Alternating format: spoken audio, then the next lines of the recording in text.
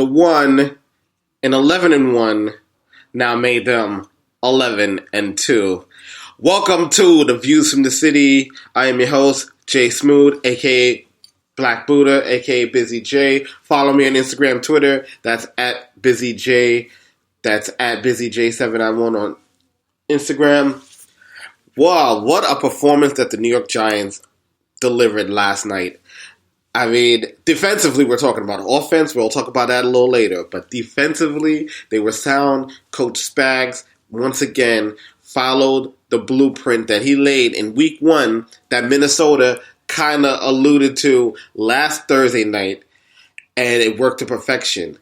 Janoris Jenkins, can't say enough about how well he's the new... There's only one shutdown corner in New York City that plays at MetLife Stadium, and that is Janoris Jenkins right now, ladies and gentlemen. It is not Revis Island. Revis Island has left. It has sailed. It has fallen into the Atlantic Ocean. The performance that Janoris Jenkins delivered was amazing. Locking down Dez Bryant, throwing those X's up. Only one catch, forced fumbled. It was amazing. And I think the Cowboys and the NFC don't want no parts of the Giants' defense come playoff time. Eli, on the other hand, Eli almost coughed up the game.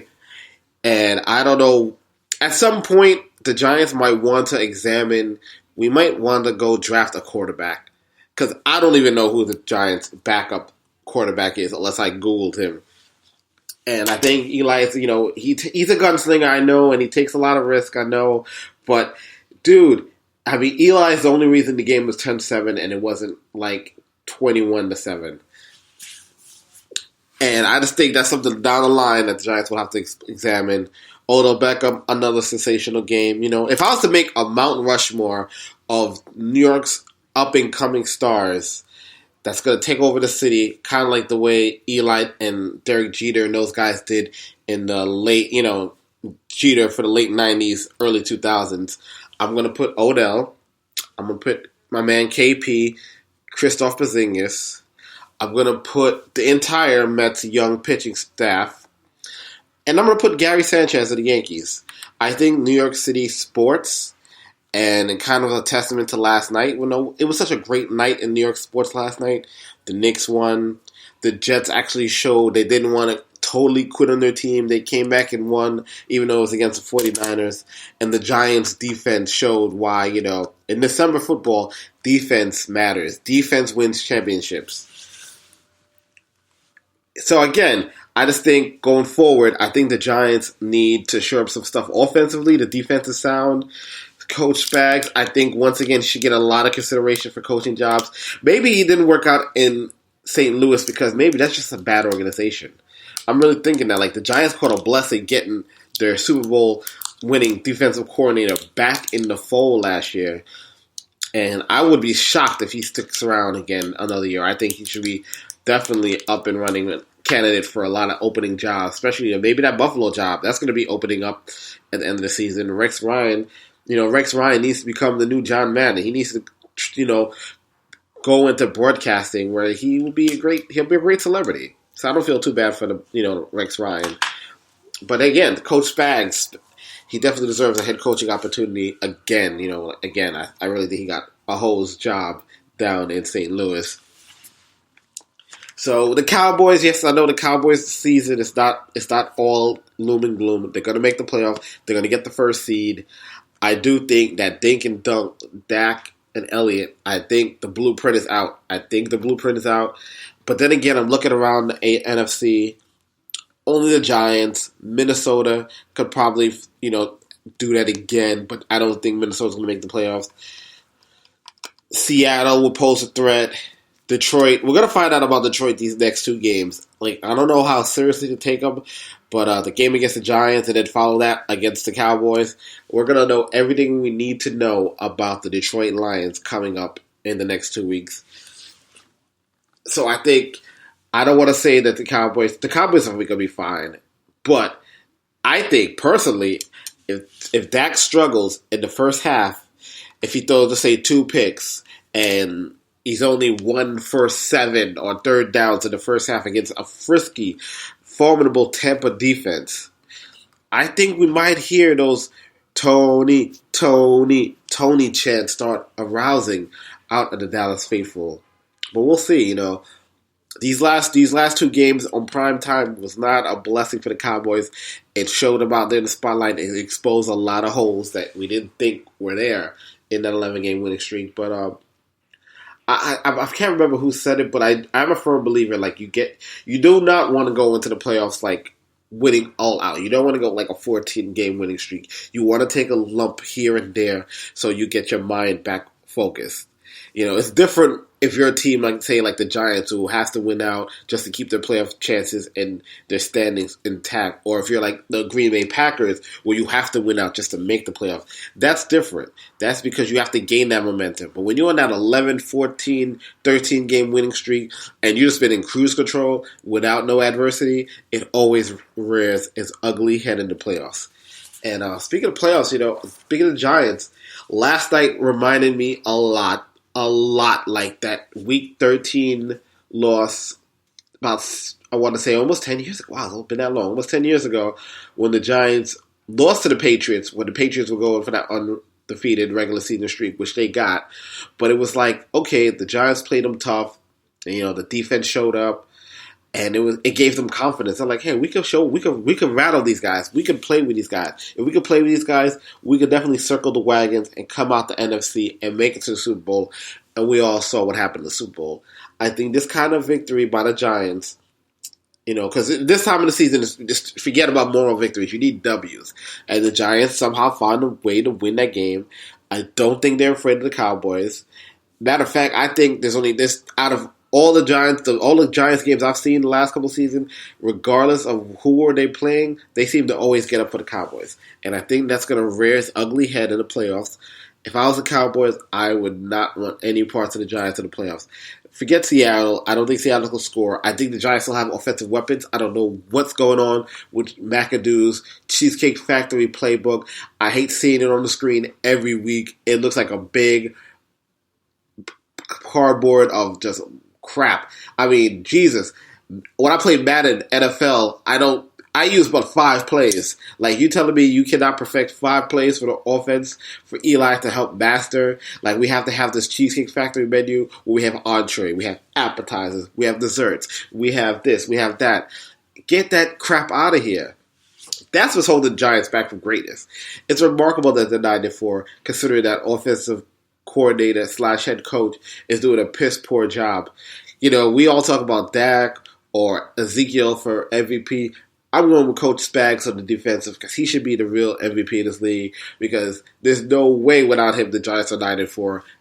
Easily they could be 4-9. It is what it is. Changing gears to the Knicks. I must say I am impressed by the Knicks' play of late.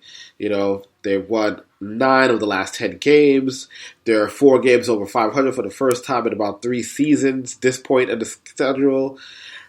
I mean, maybe, just maybe, the Zen Master knew what he was doing by, aggravating Carmelo Anthony a little bit. Call him a ball hog. The thing is, in life, we all hate the truth. And Carmelo, you're a ball hog. Maybe you didn't want to hear it from your president. Maybe it's okay to hear it from your fans, but when you have to hear it from the top guy, the president who's won 9 world championships as a coach, 11 as a player, maybe that could be a bitter pill to swallow. I get that, Melo, but I like what I'm seeing out of you since he made those statements. You're passing the ball. The team is playing more cohesive basketball. The only blemish, the guys won 9 of the last 10. The only blemish was that game against the Cavs, which, because of the whole posse comment and LeBron. LeBron is so petty. He is such a petty athlete / millionaire. He doesn't forget nothing. Except for when Dan Gilbert, that Dan Gilbert letter. I mean, I would not have gone back to Cleveland, but he somehow forgot that. But had a problem with Phil Jackson comment, which were not racist, which was not racially driven. It was just stating the fact, like, hey, those are your boys. I get it. It's the same way I would put my boys on if I had the same opportunity that LeBron James had. I think, we live in such a overcritical society now where everybody takes everything personal and everybody wants to hit the race bait and all that stuff. Phil didn't mean no harm by that.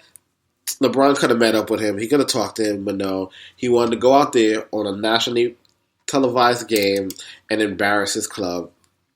And yes, we know the Cavs are the defending world champion. We know the Knicks are not there yet. What the Knicks are trying to do here is build a playoff foundation team, and I think that it's happening. Rose is playing exceptionally well. Melo's playing great. Kristoff is not suffering a sophomore jinx. I think a little tweak into the lineup. Maybe you have Brandon start and play some more minutes down the stretch because he's a sure point guard. He's a true point guard. It would help the Knicks offense. I think the Knicks are going to be fine. I think I stand packed to my prediction. I said the Knicks will probably finish 6th in the East. Right now, I think their ceiling is 4th. I think they're in prime position to do that. I think they're a solid team. Jeff Hornacek is doing a tremendous job coaching. Stick to the pick and roll. Forget the triangle because, Phil, that triangle's outdated. It's not going to work in 2016, 2017, 2018 anymore. You need a pick and roll, especially when you have big 7-foot guys who can do everything. He's very versatile above the rim, under the rim, the three-point line. The hell with the triangle. Shaq was not shooting threes at the three-point line. Or Shaq did not have a sweet 20-foot jumper like Patrick Ewing. So I think Phil needs to maybe find ways to tweak the lineup because I think Noah, I said I was happy to have Noah as moral support, but now he's become a liability, so you might want to invest in a backup big guy. Once again, this is Views from the City. We're just talking about, New York's triumphant night last night.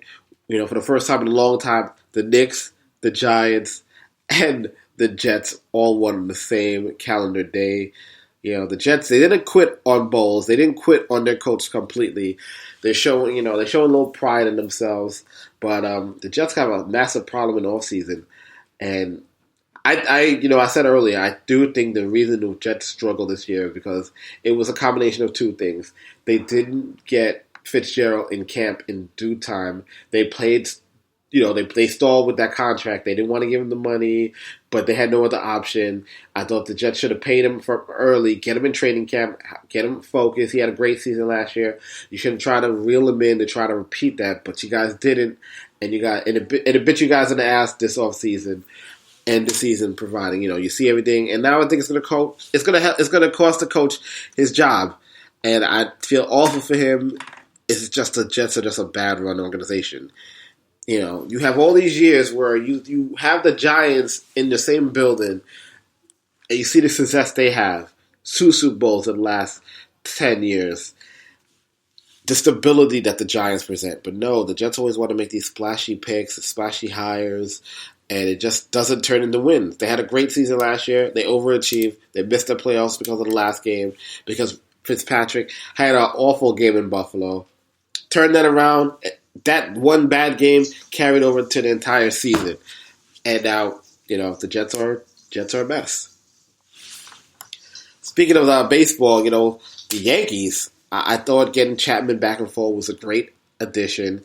You pretty much leased him to the Cubs, extorted some of their future prospects, get him back. You pay him. He took a reduced pay cut. He could have got more out there in the open market, but he wanted to come back. So Cashman, once again, is building up a short bullpen to go with the starters. But I think next year is the year you see the Yankees really spend. When a lot of these old guys come off the books, you're going to see the Yankees go after the Bryce Harpers.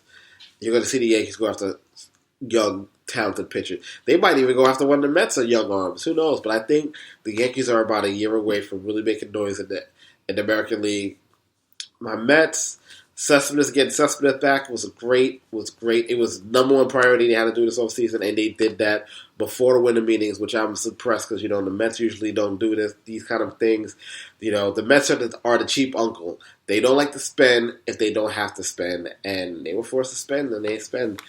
Now they might probably have to look to trade Jay Bruce. I wouldn't trade Curtis Granderson because he can play multiple positions, whereas Bruce can only play right field.